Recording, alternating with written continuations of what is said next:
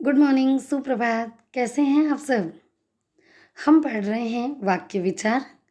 पिछले वीडियो में हमने जाना वाक्य किसे कहते हैं, वाक्य के अंग कितने हैं, वाक्य के भेद कितने हैं, रचना के आधार पर और अर्थ के आधार पर। रचना के आधार पर 3 भेद हमने पढ़े: सरल, संयुक्त और मिश्रित वाक्य। आज के इस वीडियो में हम जानेंगे कि मिश्रित वाक्य में प्रधान और आश्रित उपवाक्य होते हैं, उनकी पहचान कैसे की जाए। बच्चों के सामने ये बड़ी दुविधा होती है कि प्रधान उपवाक्य कौन सा है और आश्रित उपवाक्य कौन सा है, क्योंकि मिश्रित वाक्य 2 उपवाक्यों या 2 से अधिक उपवाक्यों से मिलकर बना है, जिसमें एक प्रधान है और शेष आश्रित हैं, निर्भर करते हैं। पर तय कैसे करें कि कौन सा प्रधान उपवाक्य है और कौन सा आश्रित उपवाक्य है? कोई आवश्यक नहीं है कि प्रधान उपवाक्य आगे आएगा और आश्रित पीछे आएगा। हो सकता है आश्रित उपवाक्य पहले आ जाए और प्रधान उपवाक्य बाद में आ जाए। तो आइए आज इस वीडियो में हम यह जानने और समझने का प्रयत्न करते हैं कि प्रधान और आश्रित उपवाक्य की पहचान कैसे करें। तो सबसे पहला बिंदु हमें ध्यान रखना होगा कि जिस वाक्य की क्रिया अंत तक बनी रहे और वही मुख्य होती है क्रिया, उसी को हम प्रधान उपवाक्य कहेंगे। जिस वाक्य की क्रिया अंत तक बनी रहे, मुख्य होती है वही क्रिया और वह प्रधान उपवाक्य कहलाता है। जैसे वह लड़की मिल गई जिसने अपराध किया था। यहाँ एक उदाहरण दे रखा है, वह लड़की मिल गई जिसने अपराध किया था। अब दिमाग में प्रश्न हॉन्टिंग करता है कि किसे प्रधान क्रिया माने, कौन सी क्रिया जो अंत तक बनी है। तो हमें दिखाई दे रहा है अपराध किया था, यह अंत तक बनी है, तो क्या ये वही मुख्य क्रिया है? अभी भी कन्फ्यूजन दूर नहीं हुआ है कि हम उसी को मुख्य माने या लड़की मिल गई इस क्रिया को मुख्य माने। आइए दूसरे पॉइंट से समझेंगे तो हमारी ये बात अधिक स्पष्ट होगी। दूसरा बिंदु देखें, मिश्र वाक्य को सरल वाक्य में रूपांतरण करें। अर्थात मिश्र वाक्य को सरल वाक्य में बदल लें, और जब सरल में बदल लेंगे तो ये जांच करें कि कौन सी क्रिया वाक्य के अंत में रहेगी।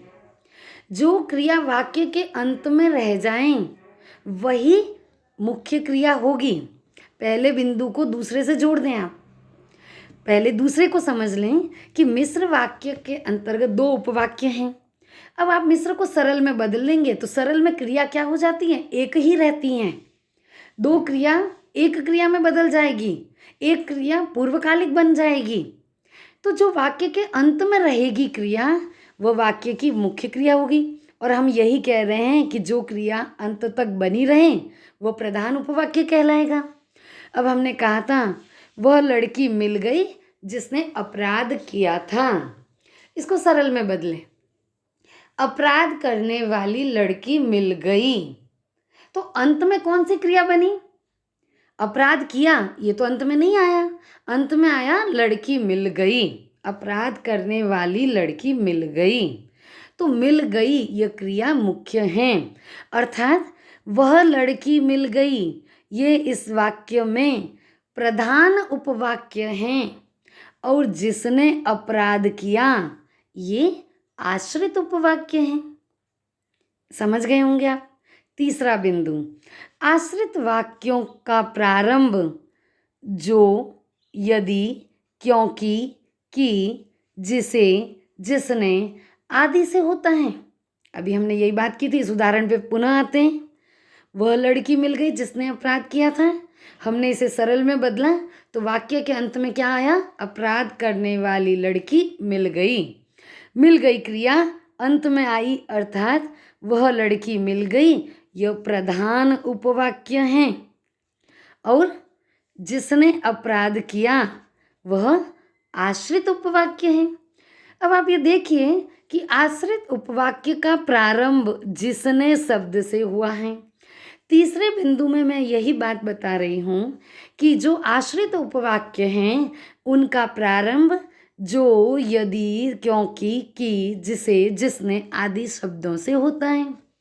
तो ये भी इसकी पहचान है कि आश्रित उपवाक्य का प्रारंभ इन शब्दों से होगा और जहाँ आपको ये शब्द दिखाई दें वह आश्रित उपवाक्य कहलाएगा। अतः ये जो अंडरलाइन कर रखी है, रेखांकन किया गया है, यह आश्रित उपवाक्य है। चौथा बिंदु, आश्रित वाक्य उपवाक्य के प्रारंभ या अंत में कहीं भी हो सकते हैं, अर्थात आश्रित उपवाक्य मिश्रित वाक्यों के प्रारंभ में भी आ सकते हैं और अंत में भी आ सकते हैं। अर्थात आप देखें, पहले उदाहरण में आश्रित उपवाक्य पीछे हैं और दूसरे उदाहरण में आश्रित उपवाक्य वाक्य के प्रारंभ में आ गया। तात्पर्य यह है कि आप ये नहीं कह सकते हैं कि आश्रित है तो बाद में आएगा और प्रधान है तो पहले आएगा, ऐसा नहीं है। आपको ये ध्यान रखना है कि वाक्य की मुख्य क्रिया वाक्य के अंत में होगी, वह प्रधान होगा, और जो, जिसने, जैसे आदि शब्दों से जुड़े होंगे, जो जिन उपवाक्यों का प्रयोग जो, यदि, क्योंकि, कि, जिसे, जिसने आदि से हो वह आश्रित होगा। ये इसकी पहचान हो गई। ठीक है। आश्रित उपवाक्य भी 3 प्रकार के होते हैं। संज्ञा उपवाक्य, प्रधान उपवाक्य की संज्ञा के लिए प्रयुक्त हो, विशेषण उपवाक्य, प्रधान उपवाक्य के संज्ञा या सर्वनाम की विशेषता बताता हो, और क्रिया विशेषण उपवाक्य प्रधान उपवाक्य की क्रिया की विशेषता बताता हो। इस प्रकार आश्रित उपवाक्य के भी 3 भेद किए गए हैं। तो अब आपको यह अच्छे से समझ आया होगा कि प्रधान और आश्रित उपवाक्य की पहचान कैसे करें। मुख्य रूप से 4 बिंदु हैं। मैं उल्टा चलती हूँ चौथे बिंदु से कि प्रधान और आश्रित उपवाक्य वाक्य के प्रारंभ और अंत में कहीं पर भी हो सकते हैं। तीसरा बिंदु, आश्रित उपवाक्य का प्रारंभ जो, यदि, क्योंकि, कि, जिसे, जिसने आदि शब्दों से होता है। तो आपको पहचान करने में आसानी होगी कि इन शब्दों से प्रारंभ होने वाले आश्रित उपवाक्य हैं। दूसरा बिंदु था कि जो मिश्रित वाक्य उसे सरल वाक्य में बदल देंगे और सरल में बदलने पर वाक्य के अंत में जो क्रिया रहेगी वह मुख्य उपवाक्य होगा। जो परिश्रम करता है उसे अवश्य सफलता मिलती है। यह मिश्रित उपवाक्य हैं। ये 2 उपवाक्यों से मिलकर बना है। परिश्रम करता है और सफलता मिलती है, 2 उपवाक्यों से मिलकर बना। जो और उसे समुच्चय बोधक द्वारा जोड़ा गया है। सफलता किसे मिलती है? जो परिश्रम करता है, अर्थात सफलता मिलने की बात परिश्रम करने पर निर्भर करती है, इसलिए यह मिश्रित वाक्य है। अब इसको हम सरल में बदलते हैं, तो सरल में बदलने पर वाक्य बनेगा, परिश्रम करने पर अवश्य सफलता मिलती है। अब हमने सरल में बदला तो वाक्य के अंत में कौन सी क्रिया रही? सफलता मिलती है। तो आप देखें मिश्रित वाक्य में यह कहाँ है? वाक्य के अंत में ही लिखा हुआ है, यहाँ पर भी उसे अवश्य सफलता मिलती है।